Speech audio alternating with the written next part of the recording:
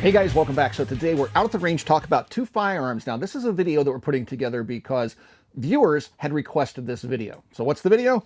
We're going to take a look at the PSA Jackal and compare it to the Brownells BRN-180. This is a comparison that, again, in the comment section, I've gotten a lot of people saying, can you do a comparison and tell us what you think about the two different firearms? So that's what we're going to do in today's video. So let's get started taking a closer look at the Jackal from Palmetto State Armory, or do what's called PSA, and the BRN-180 from Brownells. A lot of folks ask me, how can I get involved in the firearms business in that particular community? And one of the best ways to do that is to become a gunsmith. Every gunsmith I know is just overbooked with work. It's a very good living. And so if you would like to become a gunsmith, you need to go to a gunsmithing school or become an apprentice for an existing gunsmith. But Modern Gun School is an accredited college that also works with veterans in the GI Bill, where you can go and get a degree from accredited college in gunsmithing and then go out and start your own gunsmithing business, which I think is a really great option. Again, throughout my entire life, gunsmiths have always been able to earn a really good living, assuming they have a really strong work ethic. So please check out Modern Gun School. I do have a link in the video description below. Let's start off with the relative newcomer to the discussion, and that would be the PSA Jackal. Have that right here. Now this is available in 5.56 and 300 blackout, and they're also now starting to sell, I believe, a 308 version of it, but that's beyond the scope of today's video. Now this particular rifle has a 13.7-inch barrel with a pin and welded muzzle device on it, so it's 16 inches in length, but slightly shorter in terms of barrel length itself, what's actually rifled. What's interesting about the Jackal is it's been called the AR-18 or AR-180 at home. It's been called the SCAR at home. It's been called the ACR at home. And so we're going to kind of talk about all these at-home designations that have been applied to the Jackal, and does it really apply? Now, I think probably the most obvious comparison that people have made to it would be the original. This is a Sterling manufactured firearm. There are a couple of different. There's Howa, Sterling, and then ArmaLite themselves that manufactured these. This is a Sterling AR-180. So this would be the design cue for the BRN-180, which literally is a modern take or modern reinterpretation of this rifle. Now the Jackal, not so much. Sure, it has elements that make it look very AR-180-ish, but it is not an AR-180 by any stretch of the imagination. So we'll go ahead and shoot that one down. It's not an AR-180 at home, but that doesn't make the comparison between it and the BRN-180 any less valid, because both of these firearms are competing for your dollar. That being something other than an AR, something that uses a gas piston versus direct gas impingement, and something that can be used with an AR-15 lower that you can just simply buy an upper and pin it to, or you can buy a complete firearm. Both of these are complete firearms. This has a Brownells dedicated lower on it that it shows no longer available on their website, but it does work with just a standard AR-15 lower, which is basically what the Jackal does use. Use a standard PSA AR-15 lower with a little end cap. We'll talk more about that. So let's first take a look at the AR-180 really quickly and show you how it operates, because this will be important to the discussion. Let's go ahead and make sure the weapon is empty here really quick. So the AR-180 is interesting because this gun was intended to be very cost effective, and it was an alternative to the M16. The M16 at the time, with its forged aluminum upper and lower receivers and things like that, was very expensive for a third world country to manufacture.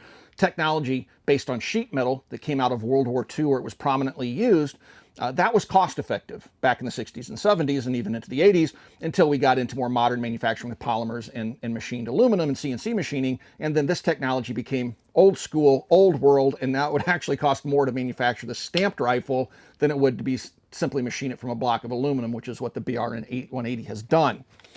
So this rifle has a takedown system that's very unique. It has this little T-bar in the back that has this little plunger that runs into the rear sight. So you have to push the plunger in, push that disassembly lever in, and then you can take the recoil springs and guide rods out of it, pull the bolt to the rear, and there's your bolt and carrier.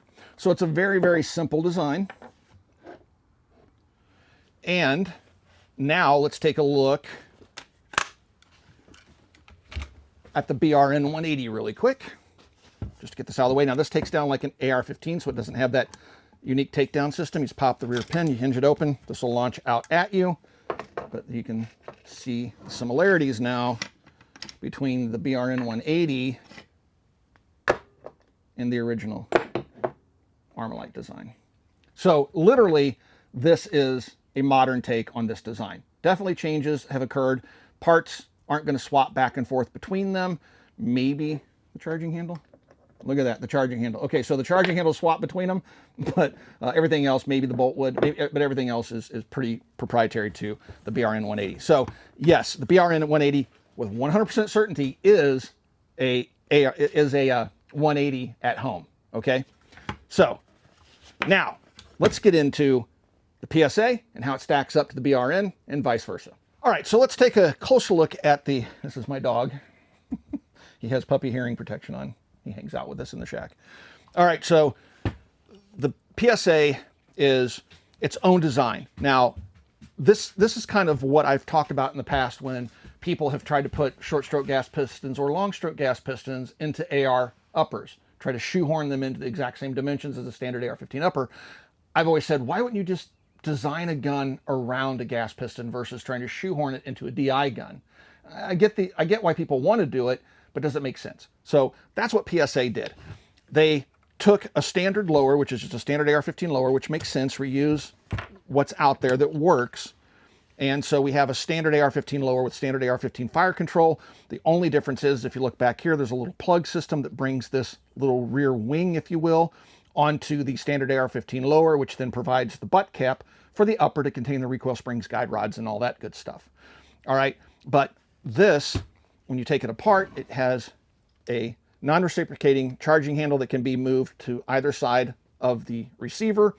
The upper, to take it apart, you push in on the recoil spring and guide rod, it'll come out.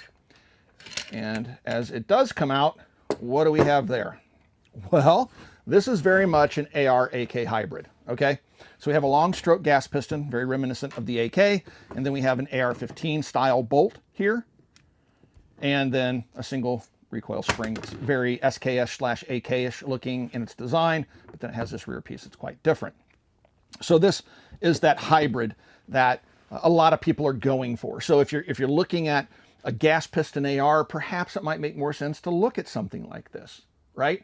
Now, with regards to both of these rifles, we've been following them on social media, people shooting them more and more, following Facebook posts and stuff like that.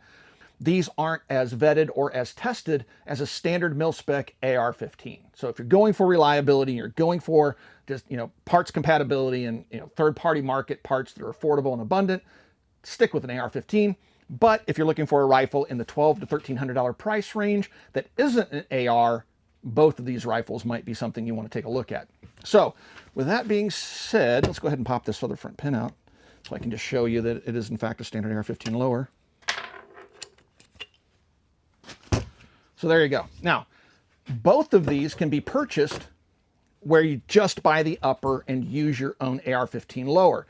As I said before on this rifle, this is a no longer produced, I believe, BRN180 lower that's meant to have the same profile as an AR-180, but it does not. It just has the look. It still uses standard AR-15 fire controls and still has the same 2-pin system in it from an AR-15, so any AR upper will pin to this lower.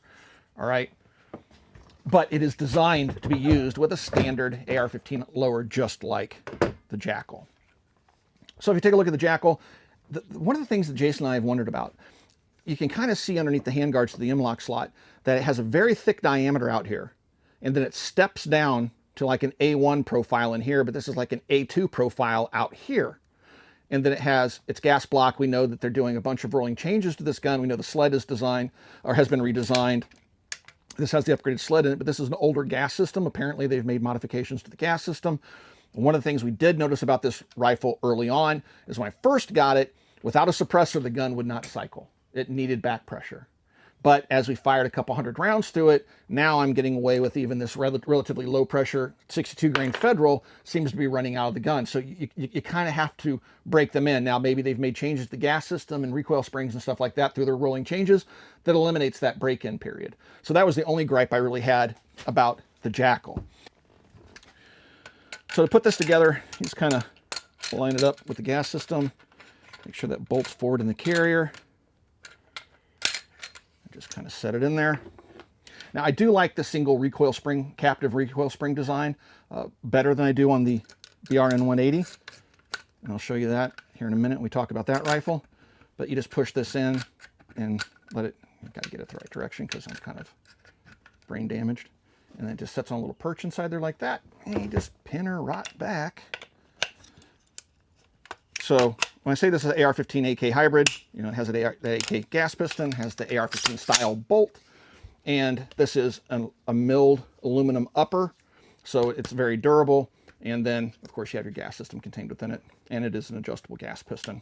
So you can get these things with 16-inch barrels, you can get them as pistols, you can get them all over the place, and again, they're available as just uppers. So the BRN180, this rifle is available in 5.56, 300 blackout, 760 by 39, and maybe some others in the future. This gun is very similar in terms of concept as the Jackal, being that it uses a standard AR-15 type lower, has a 1913 rail section back here for any type of folding stock that you would want to put onto it, and the fact that it uses a machined aluminum upper. But as I've already shown you guys, this thing is very much related to the AR-180, where the Jackal isn't so much. Now, out here, you'll notice that this has more of a standard profile in terms of a current M-LOK handguard for a rifle like the AR-15. Unlike the Jackal, which is monolithic, the entire upper is all one piece of aluminum. This is a two-piece system like an AR-15. So you have a receiver, and then you have the handguard out here, and you have a little joint right here. So this is not a monolithic upper. It does have an adjustable gas system on it. This one has a smaller profile, more practical barrel, in my opinion. I think one of the biggest things they could do to the Jackal is to get a pencil barrel on it. They'll make it lose some of that weight, because this gun definitely feels much heavier than this gun. I think a lot of that's just in the barrel itself. Now, this one, you truly are only able to buy the upper, and then you have to mate it to a lower. And again, the style lower is no longer available according to the Brownells website. So trying to judge cost between this and this is a little bit of a gray area, because there's so many different options. You can buy the upper for around 850 bucks, but then you're gonna have to buy a lower, a stock, pistol grip, small parts for the lower receiver, fire control, stuff like that. So the price, depending on how you buy those other pieces, could be pretty comparable to the PSA Jackal. But you could also go all in, buy a lower like this, use premium parts, more expensive stock. The stock alone's a couple $100, and then the cost of this is going to go up considerably over the Jackal. So because it's just an upper, there's so many options on the lower, it's really hard to compare, you know, apples to apples in terms of pricing. So the Jackal has that non-reciprocating charging handle. This has a reciprocating charging handle, but you'll notice that it has a port cover like an AR-15 to keep the crud out. On the Jackal, it's just a tight fit of the bolt carrier, more like an ACR, if you will. You don't have a port cover there. We found that with port covers on AR-15s that cover the entire bolt and carrier opening, they tend to be extremely reliable when that port cover is closed. You can literally put them in the thickest, gooeyest mud you can find, and that port cover will keep the gunk out of the gun. So that is a nice touch. Now, this isn't quite the same as an AR-15 port cover, but there you have it. Now, there's plenty of slop in this, just like the original. So the bolt and carrier just kind of flops around the receiver, but that's all by design, right? That's so the gun can be reliable, even though it starts to get dirty. The guns both will feature AR-15 style fire controls, because they're using AR-15 lower. So the ping pong paddle, the mag release, the fire control selector are all going to be quite familiar to you if you're familiar with the AR-15. It's all here. Now on the left-hand side of the 180, it does have that little rubber stopper, and that's so the stock can fold and hit it and not hit the receiver. So it's well thought out, right? And this particular stock is meant to look like the profile of an AR-180. I don't know if this is still made or not, but it's nicely done because it has tension that holds it in. It won't flop just open, and then it locks solidly in the extended position. Now, just like the Jackal, it hinges open. Now this one's different. You'll notice I'm moving my face away from the rear of it, because this is just friction fit in there. And the older and more used it gets, the less friction fit there's going to be. It's basically just this overhang of the 1913 rail pressing against the polymer of this butt cap. So when you open it, make sure that you keep your face away from it, because it is under spring pressure, but we've already shown you the insides because we did the comparison to the AR-180.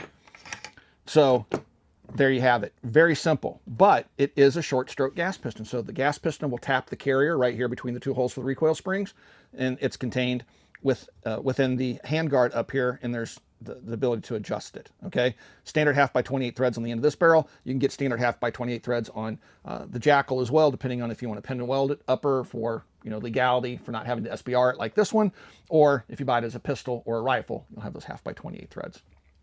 So both of these can be suppressed in theory. I have suppressed the Jackal quite a bit. I haven't suppressed this so much.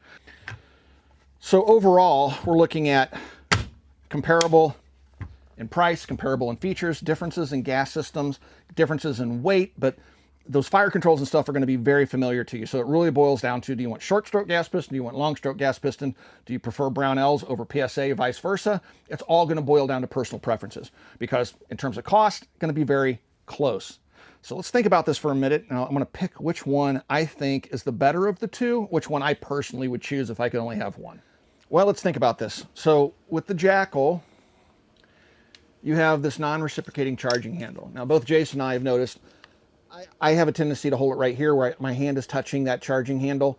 When the gun cycles, if you don't move it over here as a right-handed shooter, you'll feel this thing move back and forth and whack you in the palm as the bolt comes to the rear, the bolt and carry comes to the rear. Your hand will push that charging handle rearward and the bolt slams home. You'll feel it kind of bump into your hand. It's just annoying.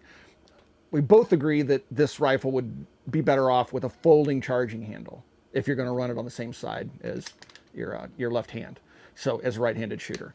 So the other option is, if it gets too annoying for you, is just to move it over here into the AK roll, right? But I would definitely like to see a folding charging handle. The only other thing that's kind of weird about this is the ping pong paddle on this. You'll notice it's really slimmed, and that's because the upper is thicker than a standard AR-15 lower. Standard AR-15 is the thickness of this right here. So you can see the Jackal is quite a bit thicker than a standard AR-15 upper. And even though they've dished this out in the upper, they still had to thin that ping pong paddle. So when you go to pin this to your AR-15 lower, you also have to punch out this roll pin and swap your ping pong paddle. The only other thing the Jackal drives me a little bit nuts is that heaviness in the muzzle, and that's all due to this super blocky gas block and super thick barrel. There's just no reason to have that barrel that thick. Pencil barrel, and take some of this material off the gas block. You can shave several ounces off the gun and it'll make it balance better. But in terms of shooting and things like that, I do like the Jackal. I love the fact that it pins to a standard AR-15 lower, all that stuff. Now, this was designed in-house by PSA. The BRN180 doesn't have the issues with the charging handle because it has the fixed charging handle over here that does reciprocate when the gun fires, but it's not like a SCAR where it's in the way, like the charging handle over here, or the SCAR, if you get your thumb behind it with the reciprocating charging handle models, and it'll cause a malfunction. That won't happen with the Jackal, and it certainly won't happen here because we have the charging handle in a place that's kind of standard, right? So with this gun, you can charge it very easily like you would an AK. Uses standard AR-15 components, so you don't have to use a thinned ping pong paddle on it. Both of them, again, have standard AR-15 lowers. You can put whatever you want back here on the stocks for stocks. And then when it comes to price, depending on how you option this thing out, it's either going to be maybe a little bit cheaper, same price, or perhaps a little bit more expensive, depending on how you option those lowers. This rifle has a smaller profile barrel on it. It still has the adjustable gas regulator. It's a little bit more punchy than the Jackal because of its short stroke gas piston, but it's not horrible. I mean, you really have to pay attention to notice much of a difference there in the recoil. One of the benefits of this rifle is that it was designed in part by PWS. Now, PWS makes a long stroke gas piston AR. They make very high quality ARs. They are a known company in that regard. They design and build very high-end products. So having PWS on the team that designed this is a definite bonus to me, which tells me quite a bit of thought and engineering went into it. Not that that didn't happen with the Jackal. I'm just saying PWS is a known quantity. Now, FM Products, according to the Brownell website, also had to take or some input into the design of this, but that PWS is what really draws me to it.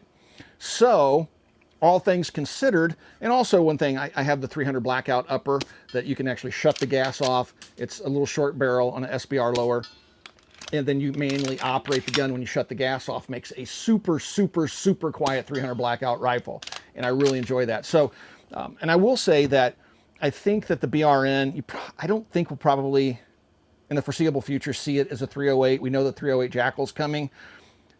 I know PSA is doing a lot of rolling changes to this gun. So we know the gas system has been changed. We know that the sled shuttle in here has been changed. We know that the gas piston used to be completely open on the earlier guns. They put a tube around it to keep the gas from venting and getting blackness on your hands right here in the lightning cuts and the receiver. So we know that there's constant changes going on. This, not so much. The biggest change I've seen as of lately is just the 300 blackout upper I was just talking about. They did offer it, again, 762x39, 300 blackout, and 5.56. 2 cartridges available in this one. So, all things considered, I think the BRN180 is probably my pick if I were going to go with just one of the two. I do like the fact that PSA is constantly updating this product, and the fact that this one's just kind of where it is. But it's not enough to make me change my mind because, again, TWS had something to say about it. So let me know in the comments, what do you guys think? Would you pick the BRN or would you go with the Jackal? It's a tough pick. It's not easy. We literally had to sit down before we filmed this segment and look at the pros and cons of each before we got to the final conclusion that, yeah, I think both of us would go with the BRN180. So comment down below and let us know what you would choose if you could only pick between these two rifles.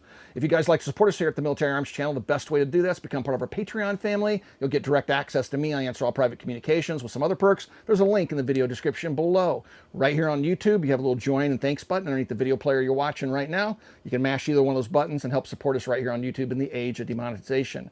Please swing by, check out Copper Custom. Thank you for 16 years of support, and we'll talk to you guys soon.